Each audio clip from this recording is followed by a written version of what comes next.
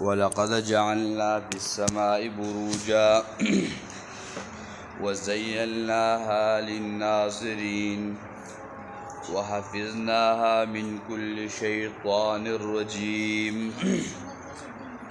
إلا من استرق السمع فأتبعه شهاب مبين. سورة حجر سوارلسم سپارہ آیت نمبر 14. دا آیت نمبر 14 نوالا تر 50 پوری دویم باب ذکر کئی. اولنے باب ذکر کو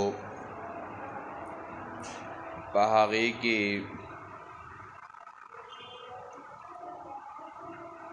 حغت دعوہ او ترغیب قرآن تا او دغ شانتی تسلی و نبی علیہ الصلوۃ والسلام تا او بیا د رسالت او د قرآن نا منکرین ته زجرونه نوز دیم بابو بعضی وی چې د 21 آیاته پوری دی. بعض علماء وی صحیح قول چې دا 16 نه 50 آیت پوری دی. سپی بچے خبر نه کوي خنزیر غونته کی او درو وظیفه دی خو ما مخ ته کینې د مارشا د څه ګوره تاسو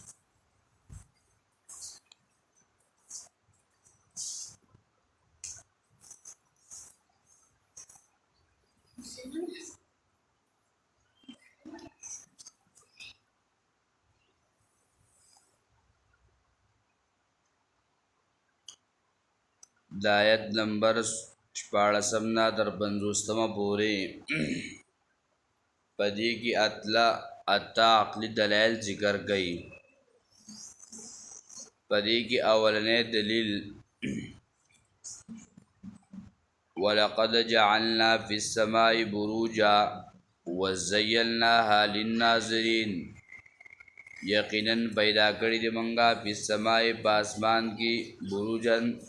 غټ ستوري وزیناها للناظرین او خسته کړي موږ د پاره د نظر د کتو وحفظناها من كل شیطان الرجیم او استعانه کړي دا موږ د دې اسمان د هر شیطان رټلی شوی نه الا من استرق السمع مگر هغه شیطان چې غوږ سارنه کوي فاتبعه نراوان شي پاغی پس شهاب مبین پس شغلخ کارا. پدې کې مفسرین ډېر بحثونه کوي او ډېر زیات خو موږ به مختصر غټې غټې خبرې هغه وکړو. بدل وخت مختصر دی. اول دا چې الله وایي موږ پیدا کړي دي د اسمانونه نو پدې کې دلیل عقلی دی چې سړی په عقل باندې سوچ وکړي چې د اسمانونو الله څنګه اسمانونه پیدا کړي دي او څنګه یې ودرولي دي. نو د دې عجیبه قدرت او نظاری دي. او دویم پکې ذکر کوي بروج. بیا د بروج تفسیری مدارک هغه درې معنی کوي. یو بروج هغه ویل کېږي غټ ستوري چې په اسمان کې غټ ستوري دي چې څه موږ لیدلي او څه نه دي لیدلي. دویم د بروج معنی کوي چې کم د نور او د سپوږمۍ کم منازل مقرر دي یعنی د هغوی دپاره کمې حصې مقرر دي چې هغه د دغه دایرو او د حصو په وجه باندې دا خپل ځین راخیږي. نور هغه به ټول کال کې دا خپل چکر پوره کوي او سپوږمۍ چې دا په میاشت کې دا خپل وخت پوره کوي. او دریم دا چې دا منازل یا مدارات نو دغه درې خبرې شوې. نو وځي دلته ذکر کړلی ولقد جعلنا فی السماء بروجا. نو دا سیزونه خو عام طور د اسمان نښکته دي، دا انور شو، سپومۍ شوه، وریه شوه، دا ټول سیزونه چې دي دا د اسمان نښکته دي. نو دلته معنی ده په طرف د اسمان باندې،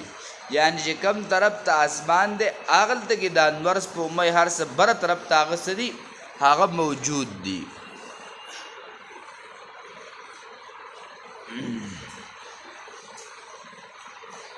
او بیا سړی اسمان ته سوچ وکړي چې د اسمانونه څومره لوی دي، بیا سړی په ځمکه کې سوچ وکړي چې دا ځمکه څومره خوره ده، څومره اوږده ده، څومره لویه ده. او د ستورو بیا علماو درې فایدې ذکر کړي دي. یو خو دا ستوري چې دي دا د اسمان ښایست دی، چې کله شپه شي او شینی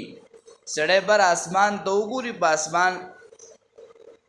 نو په دې باندې د اسمان ښایست هغه مزینی اسمان پې ښایسته ښکاري.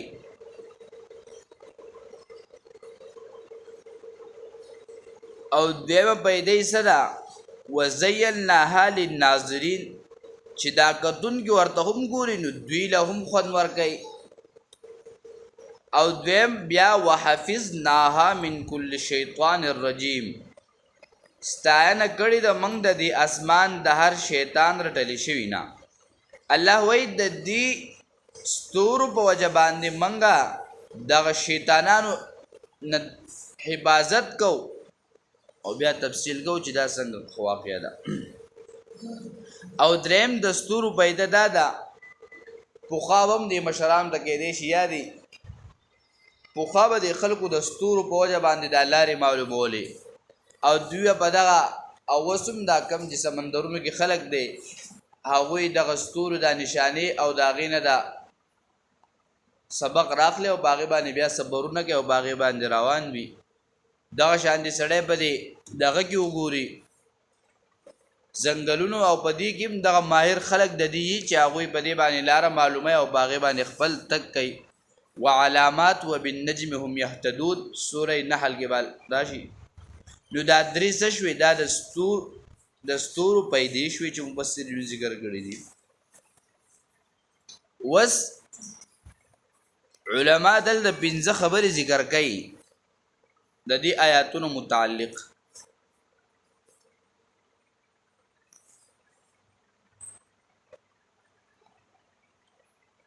یو خبره خو موږ ذکر کړه چې د دې ستورو درې پیدې وي. نو دغه درې پیدې چې یو خو اسمان ښایست دی، دویم د دې په وجه باندې شیطانان منع کېږي، او دریم په دې باندې خلک لار هغه معلوموي. نو دا د یو خبره لاړه. دویمه خبره راځي ابن عباس رضی الله تعالی عنہ او تفسیر مظاهر او مدارک دې ته اشاره کوي چې دا شیطانان دوی به بر اسمانونو تتلل او دوی به د بره نه دا خبرې راوړې ښکته کاهنانو ته به وي، بیا به کاهنانو دا خورولې. نو بیا به خلکو وي هلکه دوی ته خو پته لګي چې بره په اسمان کې څه فیصلې کېږي او کم کارونه کېږي. نو دې ته دغه کارونو او د دې فیصلو پته لګي هلکه دا خلک خو رښتوني دی که نه، دا خلک خو ښه خبره. او هغو به یوه خبره اورېدلې وه او لس به پسې نور دروغ جوړ کړی وي. او پخوا به د خلکو په دې مظهرونو او دا خو الحمدلله قرآن سنت هغه عام شول، ډېر خلک د تیارو د دې نه راووتل. دا شغله به راغله نو یا لکه د پلانکي پیر صاحب په قبر نه په هغه شغله راغله، دا دومره نیک سړی دی، خبر به نه و چې دا د بره شیطان د طرف نه دا شغلې راغلي. او یا لکه پلانکي صاحب چې دی هغه هلته ټکټر لاړ وه، ټکټر ځای اړو بس هغه ټکټر یې الټه کړو، هغه ځای یې ورته نه پرېښودو. نو دا شیطان د انسان په شکل کې راشي او کس ته دا خبره ورکړي چې هلکه پلانکي ځای کې داسې کار وشو. زموږ مثال خو لسلی بس د اورېدونکي دی چې چا راته څه خبره وکړه به مخې ته خوره او چا ته تحقیق نه کوو چې آیا دا خبره رښتیا ده که دروغ دي. نو صرف من خبر او خبر مخ ته خورول صفت را بګیره او تحقیق صفت او ماده به من کې نشتا نو د دې وجه نه دا شیطان بل انسان په شکل راغې او دوی ته به یو خبر ورکو بس دا خبر به خور شو علن کې داغه حقیقت په نو ابن عباس رضی الله تعالی عنہ فرمایي چې دغه دریو تفسیرونه دا مظهری او مدارک دیو ته اشاره کړی دا وی دوی په ټول وو اسمانونو دتل چې کله الله جل شانه عیسی علیه السلام پیدا کو د هغه په وجه باندې بیا دا شیطانان چې دي دا کم اولنی درې اسمانونه چې دي دغه اسمانون ته بلا شیطانان نشل لې دوی ته به رسای نشو کوله چې کله الله جل شانه نبی علیہ السلام داغه پیدائش او دنیا ته بعثت او شوراغه بیا دوی دی لپاسنی سلور اسمانون ته هم نشول خده نو په دوی باندې گویا چې دا و اسمانون ته راتل بن شول دوی راغلل او د خپل مشر دی وی چې من خو به برتلو خبره به راوړي او خبره به زده کولې خو بر اوس موږ د لار بندشي د الته څوکیداران دي چې الته بس برت لار زمنګ بندر او موږ بر نشوتلې وی دی کشرانو شیطانانو دی مشر ته وی چې ته تحقیق وکا وی هغه ورته وی دی چې تاسو تحقیق وکړئ چې څه چل شي دی لاړ شي او په دې آسماني دنیا کې خواره شي چې دا څه کیسه راغلی دا وی سنه سواقع راغله وی کله چې دا شیطانان خواره شول او وګرځیدل سلال طائب تا الته نبی علیہ السلام سوره جن هغه لوستو داغه تلاوت کو نو چې کله هغه دا تلاوت هر څه واوریدل واپس راغلل او د خپل مشر ته وی چې او داسې یو سړی پیدا شوی دی چې هغه باندې هغه د دې قرآن او داغي تلاوت کو داغي پوجا باندې دا بره انقطاع زمنګ د بند شوی دا او داسې زونه زمنګ د بند شوی دي نو پدې کې دې ته اشاره کوي